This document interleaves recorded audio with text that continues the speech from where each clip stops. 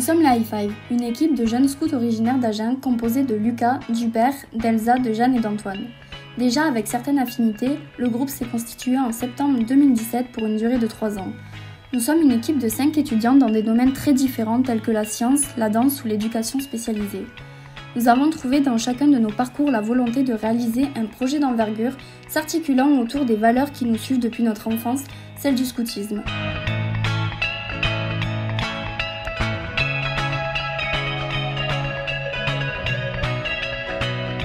Eux, c'est la Team Balance, une équipe de scouts camerounais composée d'Isidore, de Jackie et Douglas, 3 étudiants de Yaoundé, ainsi qu'André, coordinateur de projet et membre du National Scout camerounais. Les scouts du Cameroun sont engagés au niveau des projets de développement communautaire. Premièrement, d'abord pour la vulgarisation du scoutisme, surtout le triangle national, et aussi pour répondre aux besoins locaux des jeunes. En réalité, la Team Balance est un groupe scout autonome plus large composé d'environ 50 jeunes. Chaque année, ils réalisent des projets dans plusieurs endroits au Cameroun en partenariat avec d'autres équipes de jeunes. Et leur principale devise, l'équilibre.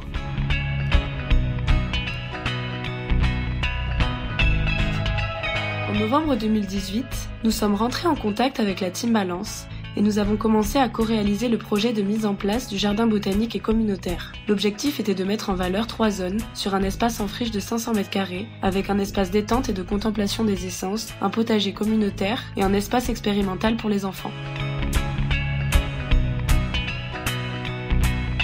Après une année de préparation, une procédure d'organisation et de pré-camp chez Marie-Claire et Laurent, nous voilà partis pour 25 jours d'aventure au Cameroun.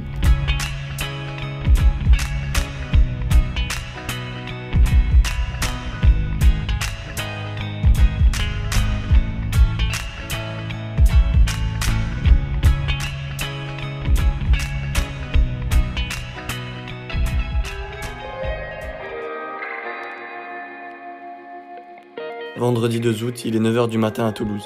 Nous allons rejoindre l'aéroport. Notre avion décolle dans quelques heures pour Istanbul, notre première escale.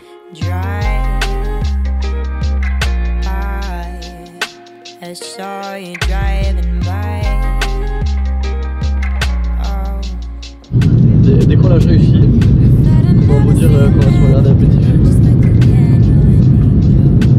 Oreillette, 0 €. Le mandat Uber, c'est pas cher.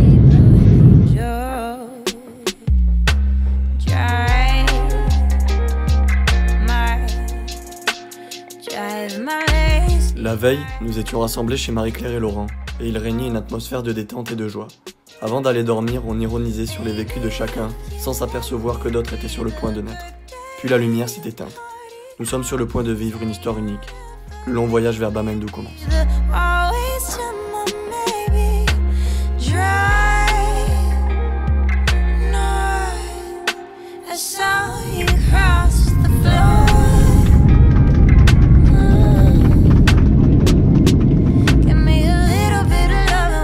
Il est 2h du matin et nous arrivons enfin à Yaoundé. Mais voilà, nous faisons face à un léger problème.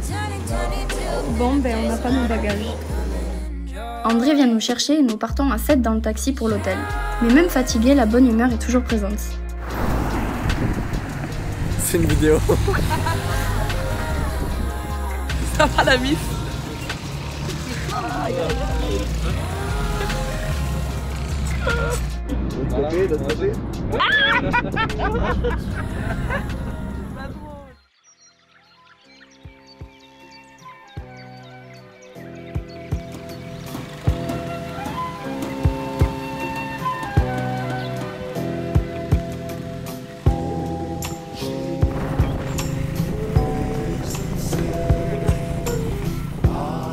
Nous sommes donc restés quelques jours de plus que prévu à Yaoundé, la capitale du Cameroun. Les aléas du voyage. Nous étions cependant en compagnie d'André, le responsable de la Team Balance, avec qui nous avons tissé très rapidement des liens. Dis bonjour. Dis bonjour.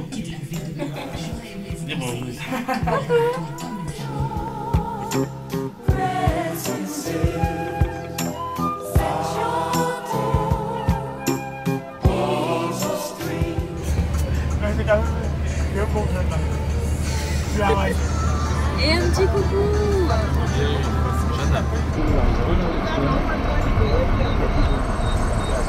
On m'avait déçu parce que On a encore 4 heures de route pour aller jusqu'à Douala pour aller rejoindre le Jamboree. Et malheureusement, voilà, comme vous voyez, la route est bloquée. Alors, ça fait comment un voyage gratuit?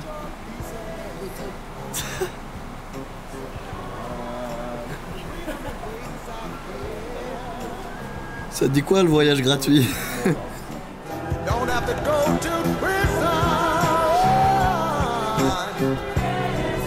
Les rencontres, les trajets et la familiarisation avec l'environnement de la ville rythment les premiers jours de notre aventure camerounaise.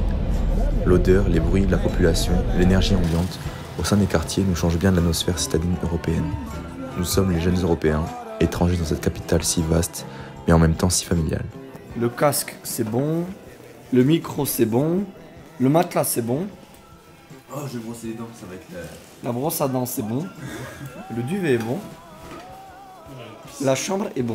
Bon, un commentaire sur cette installation de moustiquaire? Elle est qualitative. Cette moustiquaire est parfaitement adéquate à notre mission. Non mais les gars, il faut que vous mettiez sous le... Un commentaire sur la moustiquaire? Oui, elle est mal mise. L'expert en logistique, que pensez-vous de cette disposition des chambres? Bon, là c'est bon, je pense que la disposition est très bien faite. Oui. Bon, là maintenant, il ne reste plus qu'à s'assurer qu'il y aura toujours de l'ordre dans cette chambre. Parce que bon, vous savez, avec les filles, c'est un peu difficile quoi. Merci l'expert logistique. Après quelques heures d'attente à la gare routière, nous partons enfin de Yaoundé.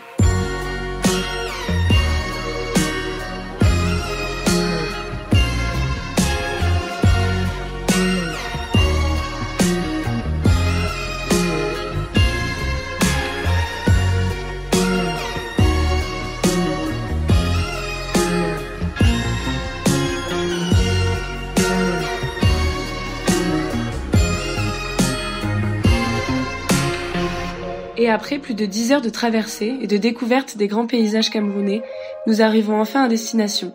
Nous y sommes, tout est prêt et le chantier peut commencer.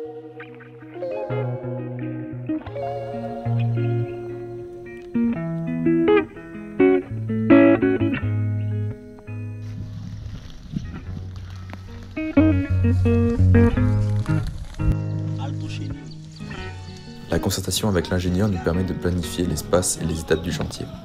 Avec l'aide des habitants, nous commençons à défricher la parcelle. Un travail très physique et éprouvant qui donne facilement des ampoules et le mal de dos pour les non-habitués. Bah c'est ça, c'est fait à la faux ça. Enfin à la machette. Ah ouais. Du coup, faut racler. Ouais, faut racler. Ça, on va devoir en passer hein, dans tous les cas. On est en train de défricher à la main. On attend les outils.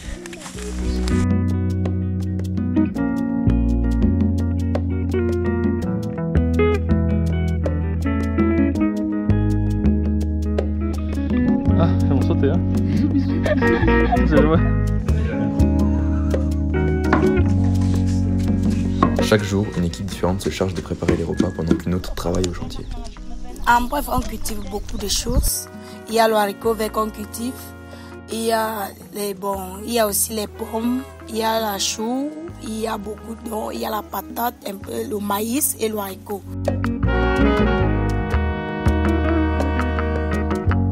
L'agriculture est la base de tout ce que nous consommons. Tout ce que nous consommons, ça vient de la terre. On part pas, on n'entre pas dans un laboratoire et on fabrique ce qu'on doit consommer. Tout la base vient de la terre. Et je pense que si les jeunes ont choisi la terre d'abord, ce n'est pas une peine perdue. Si on développe l'agriculture, alors le pays peut bien se développer aussi.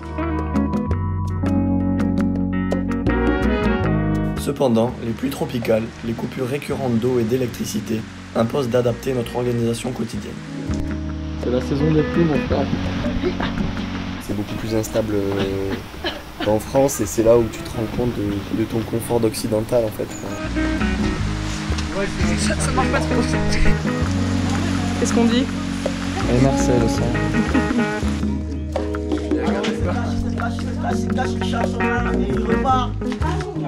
Alors que nous nous étions difficilement accoutumés à l'environnement de Yaoundé, le premier contact avec les habitants a été bien plus facile. Les villageois sont plus accueillants, chaleureux et même reconnaissants. Surtout les enfants, ils sont plutôt curieux et joueurs. Et on trouve très vite notre place auprès d'eux.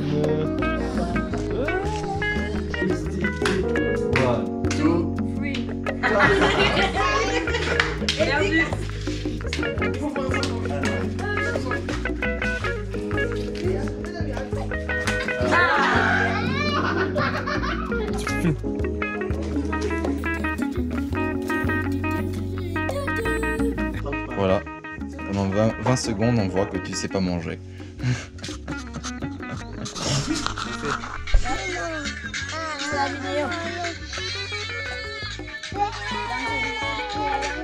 Le jardin avance au beau fixe. Le travail de défrichage commence à se voir.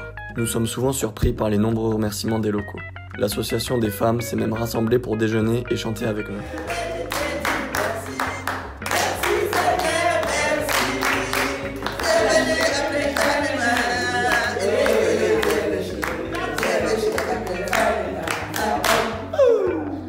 Nous avons aussi été honorés par la venue de France Volontaire, un des principaux acteurs associatifs du développement en Afrique. Nous avons eu la chance de partager un repas et d'échanger avec eux sur de nombreux sujets très intéressants. Vous avez certainement rencontré l'expression Afrique en miniature, parce qu'il y a à peu près tous les tribus africains. Bon, les amis, bonne continuation. Merci, vous aussi. Bon, et beaucoup de courage. Merci. Ouais, merci d'être venu. Ouais. Bon, donc, moi je les accompagne. Ouais, tu vas chercher le râteau aussi. Ouais. Cette mission nous a aussi permis d'intégrer une vie communautaire forte et très fraternelle. Au-delà des travaux au champ, nous avons aussi fait partie intégrante de ce village le temps de notre séjour. Je m'y suis vite très bien sentie par la manière de comment on a pu être accueillis, le côté chaleureux de la population qu'on a rencontré. Le meilleur moyen de pouvoir toucher une culture est de venir dans la localité, quoi.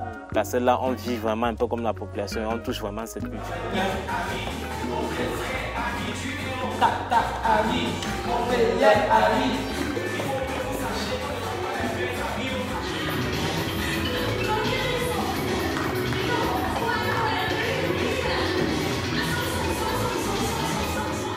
Mets-lui un coup de bazooka.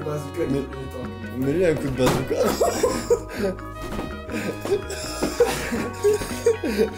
Je vais te chicoter.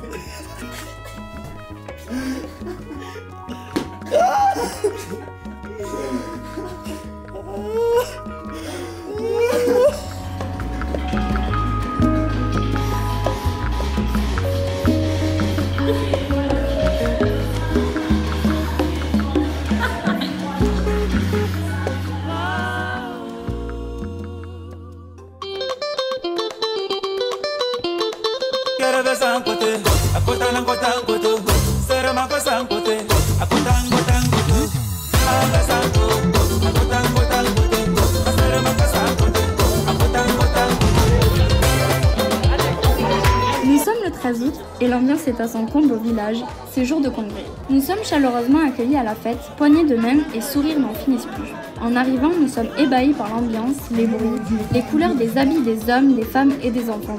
Nous reconnaissons certains enfants qui ne manquent pas de venir nous voir. Nous nous asseyons aux chaises prévues pour nous, auprès des villageois et profitons de ce moment de chaleur au sein du quartier, fait de rire, de bière et de brouhaha. La piqûre plus qu'un pointu.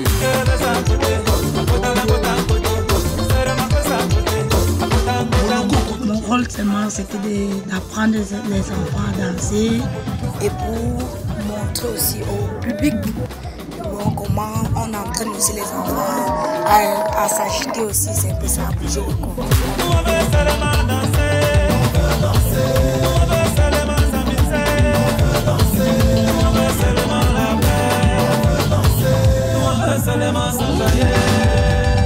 On parvient à créer ce brassage et à mieux se comprendre au niveau de la vie, de l'éducation, de la santé et tout. Parce que dans notre manière d'agir au Cameroun, c'est pas la même que dans votre pays et ainsi de suite. Donc ça nous permet vraiment aussi de toucher du doigt votre culture. Entre tous ces klaxons, tous ces commerçants, toute cette musique, parce qu'il y avait beaucoup de musique, toute cette vie finalement, ben, ça m'a aussi à la fois beaucoup plu. La vie en communauté au village, faire à ce qu'on vit aussi dans la fraternité.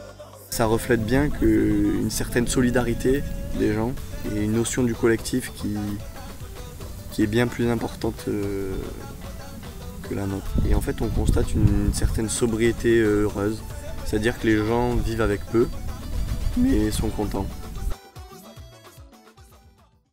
merci. Nous te l'avons demandé par le biais de ton Fils Jésus-Christ qui vient avec toi dans l'unité du Saint-Esprit maintenant et pour des siècles des siècles. Amen. Au nom du Père, du Fils et du Saint-Esprit. Amen. À la veille du congrès et des festivités, le chef de quartier et ses notables nous invitent à participer à une réunion politique exceptionnelle. La salle est pleine, toutes les commissions sont rassemblées. Pour comprendre, Douglas nous traduit le yemba, le patois local, en chuchotant. Les débats sont houleux et montrent l'attachement des habitants pour leur quartier.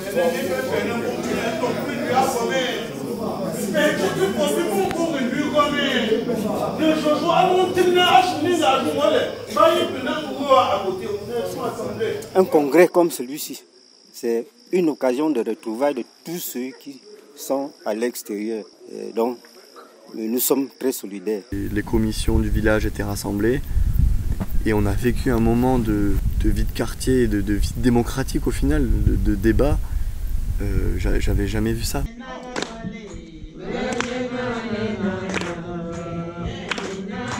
Nous les Africains, nous avons une conscience un peu plus communautaire.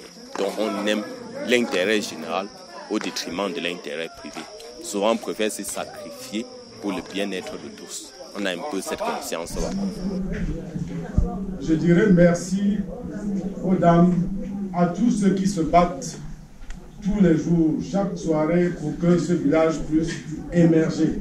La première idée fut émise par la population du quartier Ngu de construire un foyer où on peut faire un congrès pour pouvoir développer le quartier ou pour pouvoir émettre les idées pour le développement du quartier. En présentant le projet à l'Assemblée, André insiste sur la pérennité et l'entretien du jardin. Un élan de reconnaissance se fait ressentir, nous faisant comprendre l'importance du projet. Que votre présence nous honore et je vous prierai de transmettre à vos familles respectives le salut fraternel des membres de ce petit village qu'on appelle Nui. Le lendemain matin, une équipe d'étudiants et d'ouvriers paysagistes nous vient en aide pour l'avancée du projet. Ils apportent avec eux les semis essentiels pour la poursuite des travaux. Au programme, aplanissement de la terre et organisation des endroits où semer les graines avec l'aide de tous. Tout le monde te dit bonjour, merci beaucoup pour ce que vous faites, du courage, et les gens sont très positifs. Je vous dis merci pour tout ce travail. Quand on voit comme ça, on voit comment il y a le souci de la jeunesse, comment vous vous souciez de l'éducation de tous les enfants. Parce que nous aussi au niveau du comité de développement, on essaie tant bien que mal, mais c'est pas facile. Mais quand vous apportez votre soutien, ça fait toujours quelque chose de très intéressant. Il faut savoir vous dire. Tout au long de notre séjour, nous avons pu intégrer les enfants à notre vie quotidienne en leur proposant de nombreuses activités telles que les jeux de cartes, les parties de foot et des cours de danse.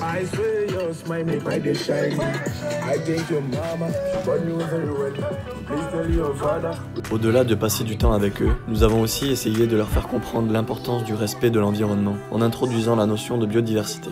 Ça, c'est quoi? Le cœur. La planète. C'est la planète. Oui, la planète. Avec un cœur, parce qu'on aime la planète. Il y a quelque chose à la poubelle. Alors, qu'est-ce que c'est le rapport avec la planète? Ça veut dire quoi? Ouais. Et pourquoi quand on jette quelque chose dans la poubelle, ça protège la planète? Et la pollution, c'est tout ce qui abîme la planète, comme les papiers, les grosses cheminées. Le paysage camerounais est d'une telle beauté et d'une telle diversité qu'il serait dommage de le perdre.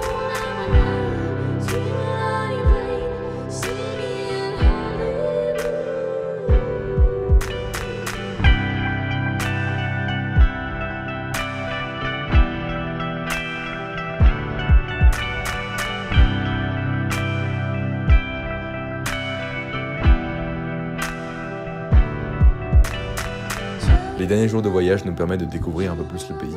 Bafoussam, Krigbi, Douala et Benjoum sont nos escales. Nous profitons des paysages sur les trajets, de la nourriture locale, nous nous imprégnons un maximum de tous ces trésors que ce voyage peut nous offrir. Et tout d'abord, nous profitons des hauts plateaux, de la verdure et des beaux paysages de l'ouest du pays.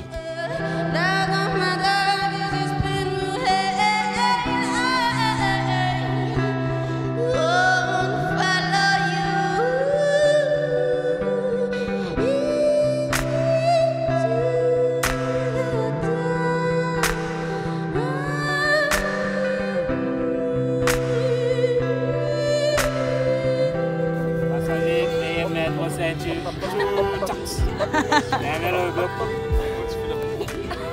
Montez à gauche. Turbine tout. Attention au décollage.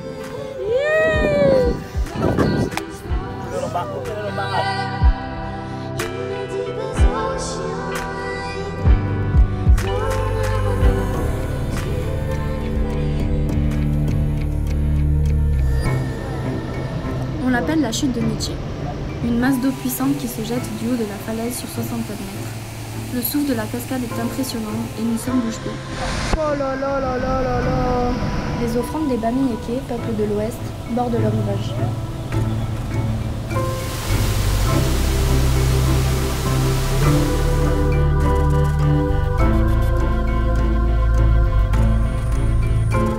Le voyage se poursuit par la découverte d'un village des Pygmées. Non loin de Kribi, nous embarquons dans 2 pirogues sur le fleuve Lobé en direction de la forêt accompagnés de 2 guides. Le paysage est magnifique. Nous flottons sur l'eau, entourés d'arbres plus grands les uns que les autres. Ce trajet en pirogue restera gravé dans nos mémoires, comme un instant de rire, de partage et d'admiration pour la beauté de la nature. Vas-y, fonce. Vite, Valdez, on va te perdre. On va tous nous faire tomber. Mec, il y a des crocos partout, tu les vois pas? Arrête. Tu les vois pas? Là, regarde, il y a une mâchoire qui sort là. Tu vois, à gauche, regarde à gauche. Tu l'as pas la mâchoire qui sort? Ouais, ça là. Ah ouais, je vois. Une mâchoire de bois, non? Du bois flottant.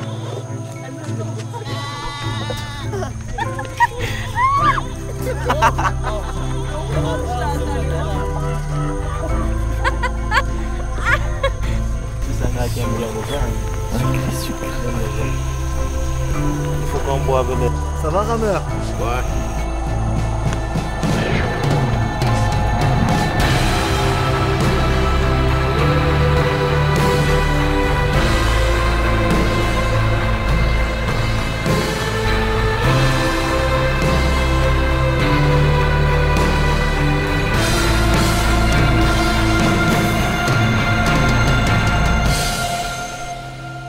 Puis nous débarquons au village des Pygmées. Ils ne parlent pas notre langue, alors l'un de nos guides nous accompagne pour traduire. Là, c'est à peu près le chantier de la lance vers laquelle ils chassent. Nous découvrons leurs habitations, leur manière de vivre en quelque sorte.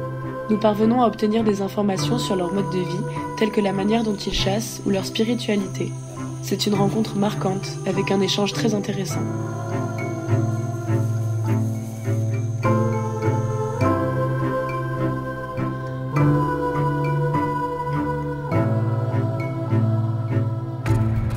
Après avoir défriché la parcelle, nous avons planté avec les jardiniers camerounais des essences qui se font de plus en plus rares au Cameroun. Tout cela sous la supervision d'un ingénieur et de France Volontaires. Nous avons terminé le chantier par la mise en place d'un système d'arrosage et l'aménagement d'une rigole pour l'évacuation d'eau d'un des bâtiments de l'école. Le chantier est maintenant terminé. Notre travail au village est donc achevé. Mais avant de quitter le Cameroun, nous en profitons pour visiter Tchang et son musée des civilisations.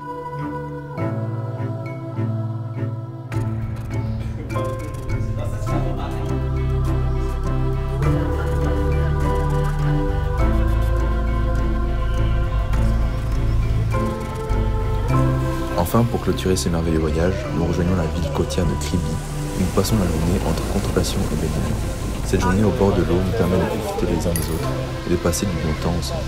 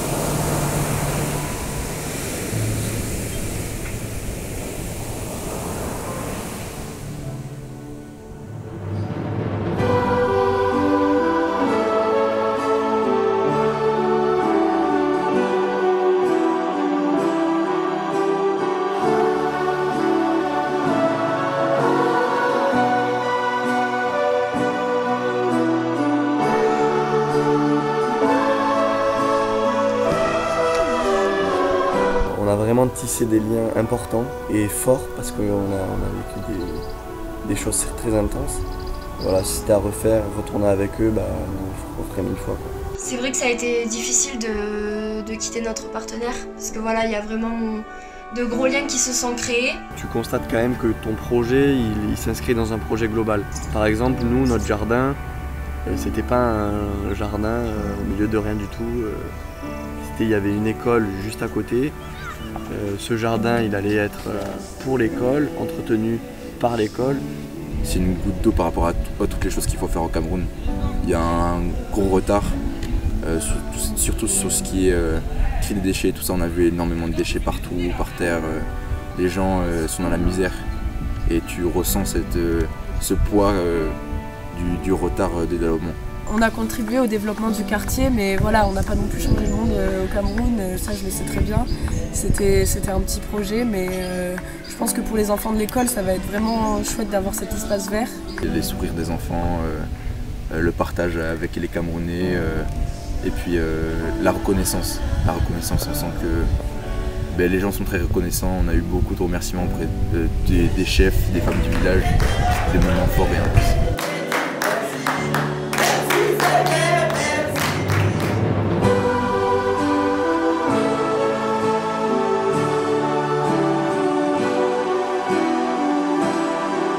C'est ainsi que ce voyage unique s'achève. Nous sortons de ce voyage grandis, unis et conscients de la chance qui nous a été offerte. Nous avons pu découvrir une partie de la population et du paysage camerounais. Mais comme le dit un vieux proverbe, si quelqu'un t'explique le Cameroun et que tu penses avoir compris, c'est qu'il t'a mal expliqué.